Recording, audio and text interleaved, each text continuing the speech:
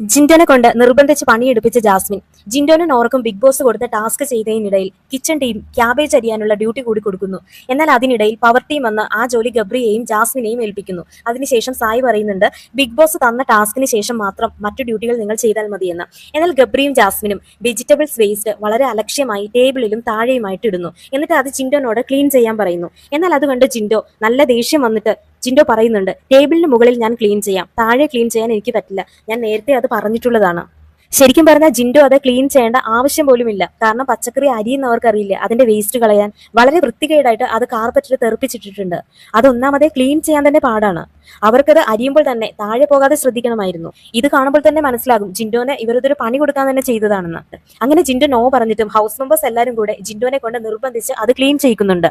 ഇത് ഒട്ടും ഫെയർ ആയിട്ട് തോന്നുന്നില്ല. ശരിക്കും പറഞ്ഞാൽ അവർ ജിൻഡോനോട് കാണിക്കുന്ന ഇത്തരം തെറ്റായ പ്രവൃത്തികൾ കൊണ്ട് തന്നെയാണ് പുറത്ത് അയാൾക്ക് കുറച്ചു പേരെങ്കിലും സപ്പോർട്ട് ചെയ്യുന്നത്.